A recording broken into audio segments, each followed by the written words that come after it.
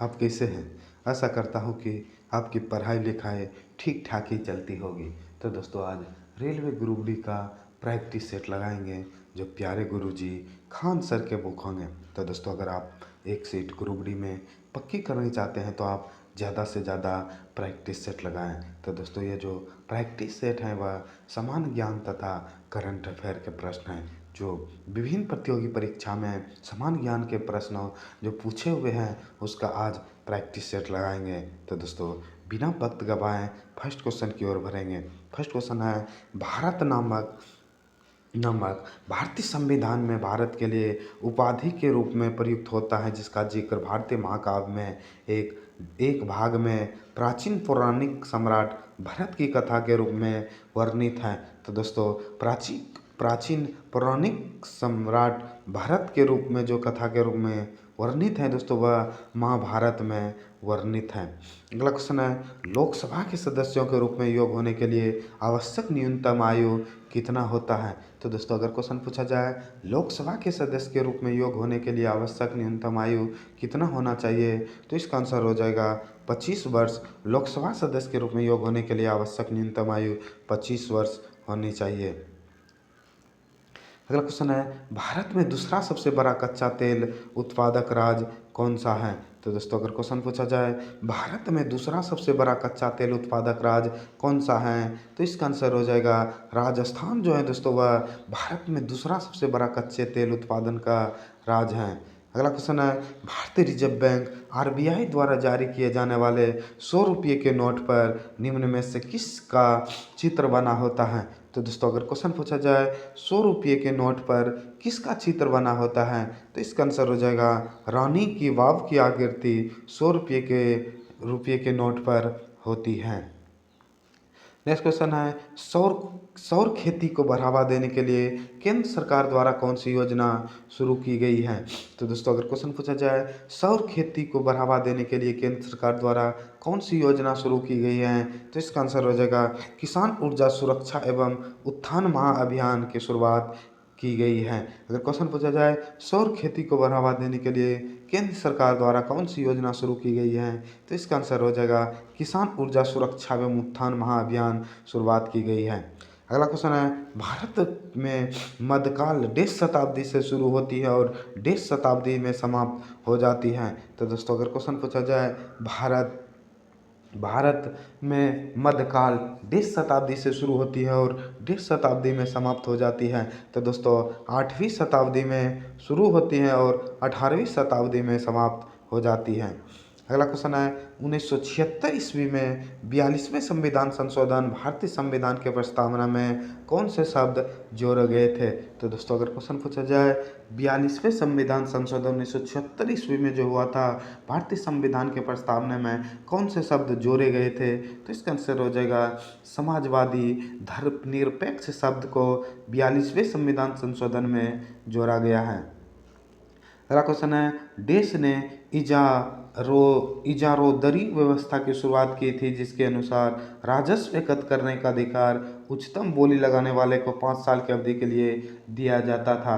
तो दोस्तों Warren Hasting के द्वारा इजारोदारी व्यवस्था की शुरुआत की गई थी। अगला क्वेश्चन है निम्नलिखित में कौन सा राज्य पाकिस्तान के साथ अपनी सीमा साझा नहीं करती है।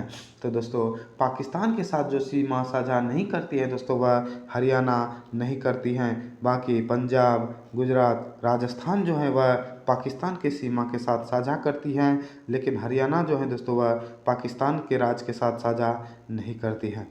अगला क्वेश्चन है बंदरगाहों के लिए राष्ट्रीय प्रौद्योगिकी केंद्र की स्थापना हाल ही में किस शहर में रखी गई है। तो दोस्तों अगर क्वेश्चन पूछा जाए बंदरगाहों के लिए राष्ट्रीय प्रौद्योगिकी केंद्र की स्थापना हाल ही में किस शहर में रखी गई है तो इसका आंसर हो जाएगा दोस्तों चेन्नई में हाल ही में राष्ट्रीय प्रौद्योगिकी केंद्र की स्थापना की नींव रखी गई है। अगला क्वेश्चन है हर वर्ष उत्कृष्टता के लिए मूर्ति देवी अवार्ड किस क्षेत्र में दिया जाता है। तो दोस्तों मूर्ति देवी अवार्ड जो दिया जाता है दोस्तों वह साहित्य के क्षेत्र में मूर्ति देवी अवार्ड पुरस्कार दिया जाता है। अगला क्वेश्चन है कौन से भारतीय राजनीतिक दल का चिन्ह बाली और हंसिया के रूप में प्रयुक्त होता है। तो दोस्तों अगर क्वेश्चन पूछा जाए कौन से राजनीतिक दल का बाली और हसिया के रूप में प्रयुक्त किया जाता है? तो इसका आंसर हो जाएगा भारतीय कम्युनिस्ट पार्टी का जो चुनाव चिन्ह है दोस्तों वह बाली और हसिया है। नेक्स्ट क्वेश्चन है 5 अगस्त 2021 को ईरान के नए राष्ट्रपति के पद के रूप में शपथ किसने ली? तो दोस्तों ईरान के जो नए राष्ट्रपति के रूप में जो शपथ ली वह हो जाएगा इब्राहिम रईसी ने हाल ही में 5 अगस्त 2021 को ईरान के राष्ट्रपति के रूप में शपथ ली। अगला क्वेश्चन है सार्वजनिक क्षेत्र की oil and natural gas corporation ने किसको कंपनी का अंतरिम चयन और प्रबंधक के रूप में नियुक्त किया गया?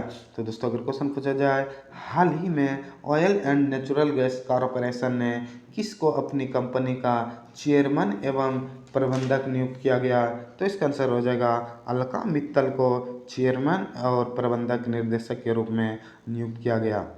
अगला क्वेश्चन है 30 मार्च 2021 को 9वें हार्ट ऑफ एशिया सम्मेलन का आयोजन कहाँ किया गया? तो दोस्तों अगर क्वेश्चन पूछा जाए 30 मार्च 2021 को 9वें हार्ट ऑफ एशिया सम्मेलन का आयोजन कहाँ किया गया? तो इसका आंसर हो जाएगा दुशांबे में हाल ही में 9वें हार्ट ऑफ एशिया सम्मेलन का आयोजन किया गया। नेक्स्ट क्वेश्चन है कलिंग रत्न सम्मान 2021 से किसे सम्मानित किया गया? तो दोस्तों अगर क्वेश्चन पूछा जाए कलिंग रत्न सम्मान 2021 से किसे सम्मानित किया गया? तो इसका आंसर हो जाएगा विश्वभूषण हरिचंदन को 2021 ईस्वी के कलिंग रत्न सम्मान से सम्मानित किया गया।